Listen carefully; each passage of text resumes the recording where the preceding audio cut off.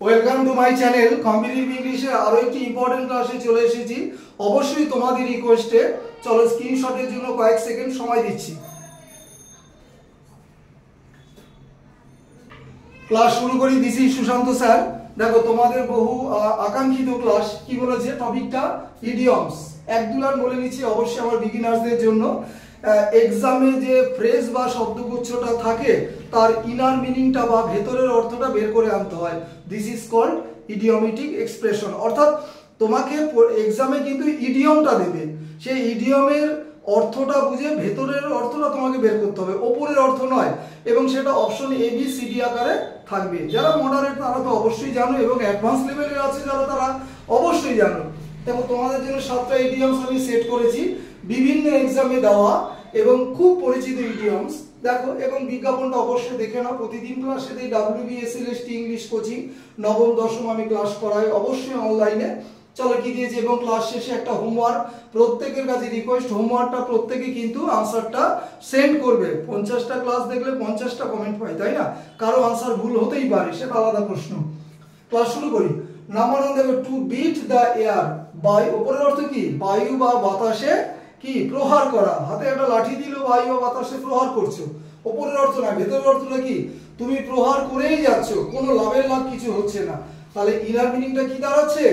Vein efforts, মানে ব্যর্থ প্রচেষ্টা। নাম্বার 2 দেখো, ফ্রেঞ্চ লিভ, ফরাসি ছুটি, ওপরের অর্থ। আর ভেতরের অর্থ বোঝায়, ফরাসি ছুটি বলতে আমরা বুঝি কি বুঝি, যে কোনো কোম্পানি বা প্রতিষ্ঠানের পারমিশন না নিয়ে ছুটি নেওয়া। তাহলে leave without permission. Next, to take stock of, অর্থাৎ স্টক মেলানো, ওপরের অর্থ। তাহলে ভেতরের অর্থটা কি? কোনো কিছুর পর্যবেক্ষণ বা সার্ভে করা। তাহলে লজিকটা দেখো কি? লজিকটা হচ্ছে যে তোমার হচ্ছে কোনো কিছু, কোনো দ্রব্যের, কোনো প্রোডাক্টের তোমার সার্ভে করা বা পর্যবেক্ষণ করা। WBCS থেকে কপি পেস্ট করা, টু সার্ভে। ঠিক আছে। নেক্সট, সোলেন হেডেড, এসএসসিতে দেওয়া বা ওপরের অর্থ কি? মাথা মোটা, মাথা মোটা সম্পন্ন। তা তুমি বলবে হয়তো ডাল ব্রেন, তাই না? ইনার মিনিংটা হচ্ছে যে টু বি ন্যারো মাইন্ডেড, সংকীর্ণ মনস্ক হওয়া।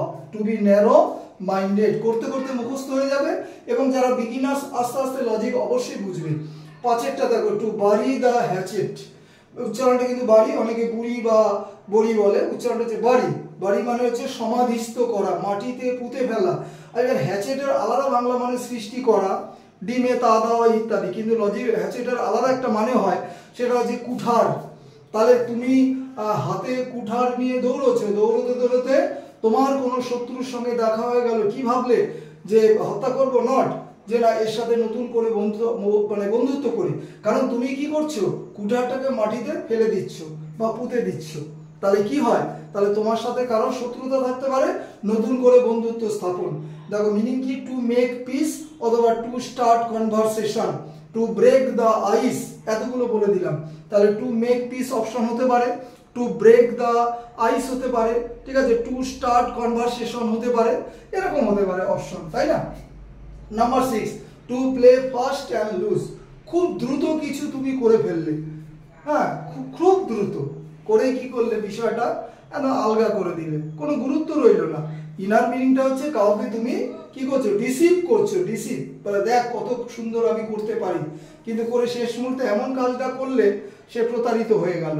তাহলে মানে অপশনটা কি নেবে? টু ডিসিভ সামওয়ান, কাউকে প্রতারণা করা।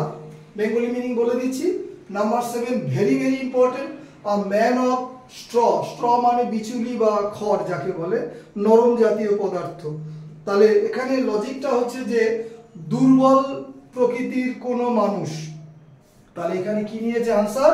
উইক পারসন, দুর্বল প্রকৃতির মানুষ। এ ম্যান উইদাউট সাবস্টেন্স, তার ভেতরে কোনো সারবস্তু নেই, এরকম। এটাও অপশন হতে পারে, এ ম্যান উইদাউট সাবস্টেন্স। আবার উইক পারসনও হতে পারে অপশন। হোমওয়ার্কটা দেখো। এরর কারেকশনের ক্লাস আমি বেশি দিই, প্রত্যেকেই জানো। Beside food the pilgrims carried some medicine. No, এরা তোমাদের জন্য ABCD 4টে পার্ট ভাগ করে দিয়েছি, শুধু আনসারটা জানাবে ABCDর মধ্যে কোনটা হবে। এইটুকু তো কাজ, কয়েক সেকেন্ড লাগে লিখতে। যাক, সম্পূর্ণ ক্লাসটা বাংলায় বোঝালাম। পরবর্তী ক্লাস SLSTর হবে, তাও বলে দিলাম। ক্লাস শেষ করছি। Have a good day.